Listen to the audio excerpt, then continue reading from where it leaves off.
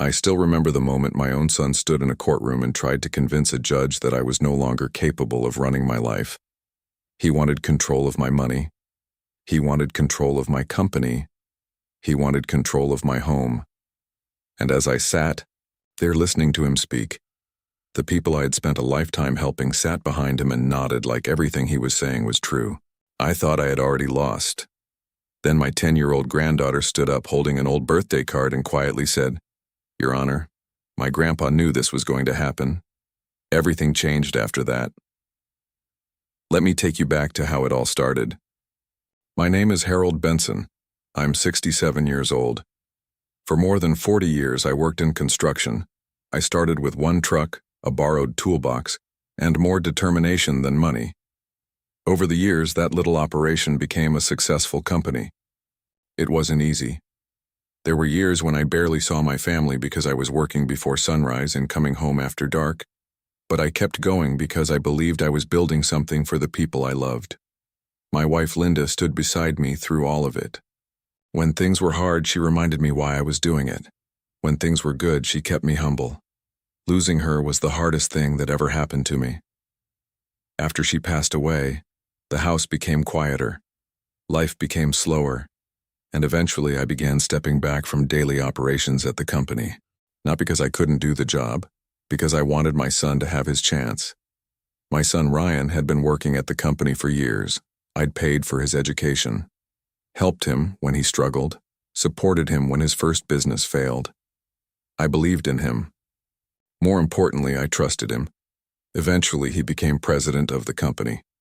I stayed involved as owner and board member, but most daily decisions were handled by him. His wife Melissa managed records and finances. They looked like a capable team. The kind of next generation every parent hopes for. And then there was my granddaughter Emma. She was 10 years old and somehow made every day brighter. Every Sunday she came over. We baked cookies, played card games, worked on puzzles. Sometimes she'd sit beside me while I looked through old company journals and photographs. She never cared about the business. She never cared about money. She just liked spending time with her grandpa. Back then, I honestly believed my family was strong. I thought we were all moving in the same direction. Looking back now, that might have been my biggest mistake. The first signs were small, so small that I ignored them. One morning I drove to headquarters for an executive meeting. When I arrived, everyone was leaving the conference room. The meeting was already over. I stood there confused. I checked my calendar. No cancellation, no update, nothing. I found my son in his office. Did the meeting get moved? He looked up from his desk. What meeting? The executive meeting. He smiled. Dad, we already talked about this. I frowned. No, we didn't. His smile didn't disappear. Maybe you forgot. He said it casually, like a joke. I forced a laugh and walked away, but the comment stayed with me. A few weeks later, it happened again. A major purchase had already been approved, a decision involving hundreds of thousands of dollars. Nobody had asked for my input. When I questioned it, my son said the same thing. Dad, we discussed it. I couldn't remember discussing it, and for the first time in my life, I wondered if maybe he was right. Maybe I had forgotten. Around the same time, my daughter-in-law started bringing paperwork to my house. She always sounded helpful. Don't worry about all the details. I'll take care of it. You've done enough already. At first I appreciated it. Then I noticed something strange. She wasn't showing me full documents anymore, only signature pages. Whenever I asked questions, she'd answer quickly and move on. I started feeling like information was being filtered before it reached me. One afternoon, I walked into my son's office without knocking. The room immediately went quiet. My daughter-in-law stopped talking. My son closed a folder so quickly it almost slipped from his hands. Neither of them looked comfortable. What were you discussing? I asked. My son smiled. Nothing important. I stood there for a second. Something felt off. But I didn't know what. As weeks passed, those moments became more frequent. Conversations stopped when I entered rooms. People exchanged looks when I forgot small details. Family members started asking unusual questions. One relative asked if I was still driving. Another asked whether I'd considered retirement. A neighbor asked if I was having memory problems. That one caught me off guard. I hadn't told anyone I was having memory problems, because I wasn't. Yet somehow, people were talking about it. The rumor spread slowly, almost professionally. Not enough to sound malicious, just enough to plant doubt. At a family barbecue, my cousin pulled me aside. He looked uncomfortable. "Can I ask you something?" "Sure. Are you okay?" I laughed. "Why wouldn't I be?" He hesitated. "Ryan mentioned you've been forgetting things." The moment he said it, I felt something sink inside me, not because I believed it, because someone was actively saying it. My own son. After that, I became self-conscious.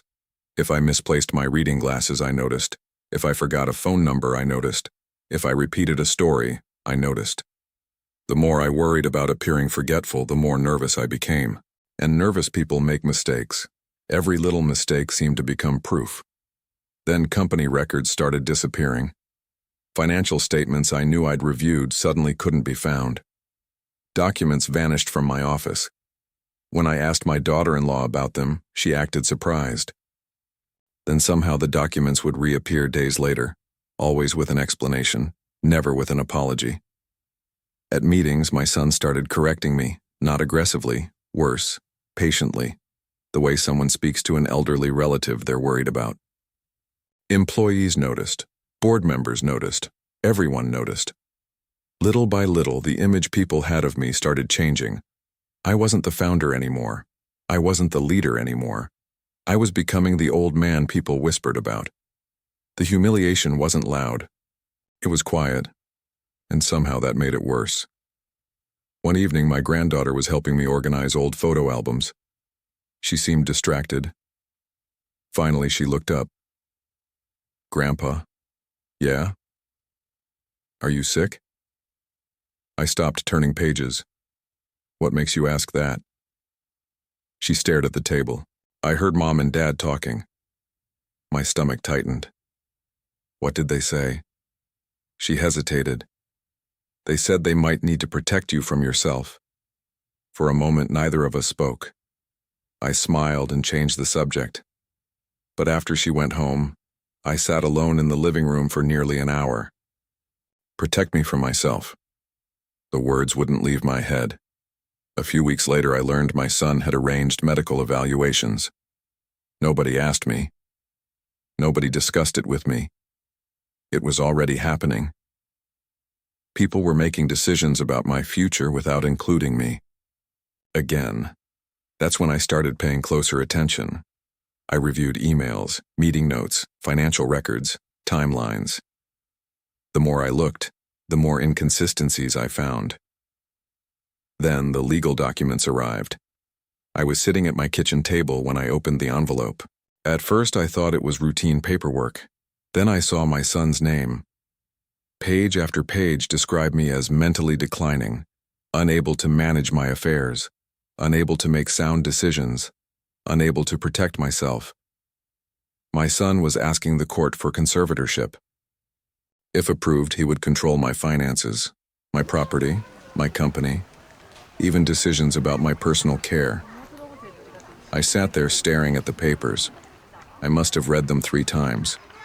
Part of me wanted to believe there had been some misunderstanding, but every page made the truth harder to ignore. This wasn't concern, this was control. Attached statements painted a picture of a confused old man who couldn't be trusted. Some came from relatives, others came from people connected to my son. Reading them felt like watching strangers describe someone else. I barely slept after that. I hired an attorney, started gathering records, prepared for a fight I never thought I'd have to have. Then my attorney found something important. Months before filing for conservatorship, my son had already been meeting with lawyers.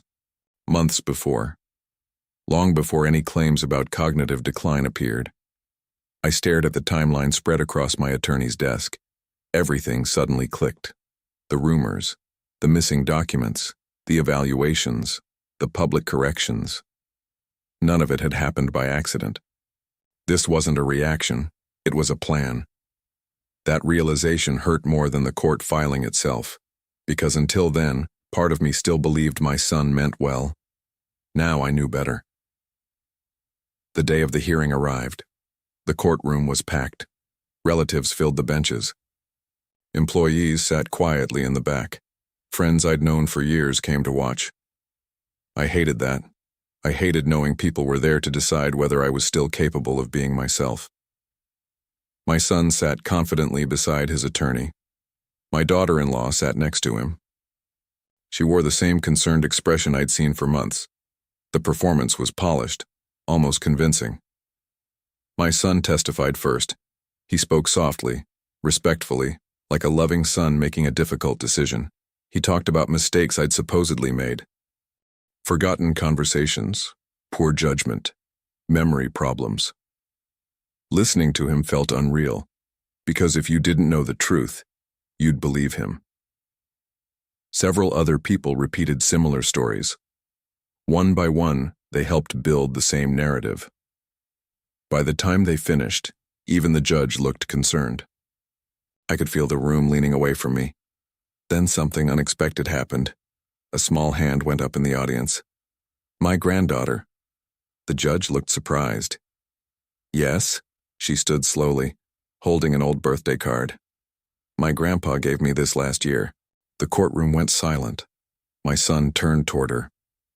For the first time all day, I saw genuine worry on his face. The judge allowed her to come forward. She handed over the card. Inside was a handwritten note I had written months earlier.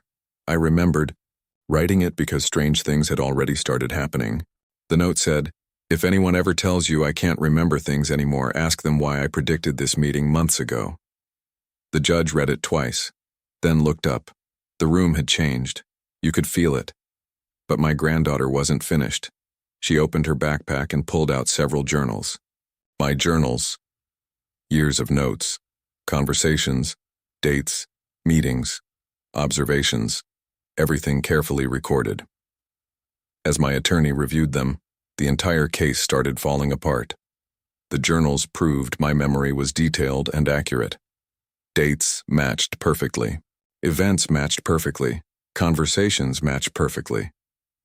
Then another entry revealed something even bigger. My son had consulted attorneys months before filing the petition, months before any supposed concerns existed. The timeline destroyed his story.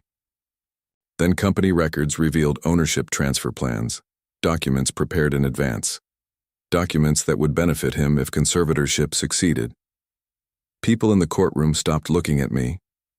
Now, they were staring at him. Then came the final revelation. One journal entry described a conversation I'd overheard months earlier. At the time, it seemed strange. Now it made sense. My son and daughter-in-law had discussed moving me into assisted living. Not maybe. Not someday. They were planning it. And after that, they intended to sell my home. The home where my wife and I built our life. The home they wanted to control. In that moment, every confusing event from the previous year finally made sense. The case was never about protecting me. It was about removing me. The judge immediately ordered further review. The hearing was effectively over. My son's carefully built story collapsed right there in front of everyone. Over the next several weeks, investigators reviewed company records and financial documents. The deeper they looked, the worse things became. Authority had been quietly concentrated. Records had been manipulated. Important information had been hidden. Eventually, the court dismissed the conservatorship petition entirely. Not postponed. Not delayed. Dismissed. The court found no evidence that I lacked capacity to manage my affairs. My reputation was restored publicly, officially, completely. Then it was my turn to act. I called a special board meeting. Everyone attended. My son, my daughter-in-law, board members, executives, stakeholders. I didn't yell. I didn't insult anyone. I didn't seek revenge. I simply presented a new governance plan, independent audits, external oversight, protected trusts, clear safeguards. No family member would ever have unchecked control again. The board approved every measure. My son lost executive authority. My daughter-in-law lost financial access. Control returned to accountability instead of manipulation. After the meeting, my son asked to speak with me privately. We sat across from each other in silence. For a moment, he couldn't even look at me. Finally, he said, "I never thought it would go this far." I looked at him. Then I asked the only question that mattered.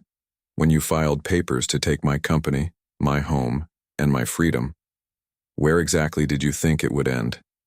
He lowered his eyes and said nothing, because there was no answer. Months later, life finally felt normal again. The company stabilized. Employees regained confidence. Some relatives apologized, others disappeared. But my relationship with my granddaughter only grew stronger. One afternoon, I invited her to headquarters. The boardroom was full. Trustees, executives, advisors, everyone involved in rebuilding the company. On the table sat the original company ledger, the very first one. After the final restructuring documents were signed, I picked it up and walked over to my granddaughter. She looked confused. I placed it in her hands. The room became quiet. Then I said, "Leadership isn't something you take from people." She smiled. "It's something you earn." The room erupted into applause, but I wasn't paying attention to them. I was looking at the little girl who refused to stay silent when everyone else accepted a lie. The little girl who protected her grandfather when people twice her age wouldn't. That day I walked out of the boardroom knowing my home was safe, my company was secure, my future was mine again. The people who tried to take everything from me thought trust made me weak. What they never understood was that truth doesn't need power to survive. It only needs one person willing to stand up and tell it. And in my case, that person was my granddaughter.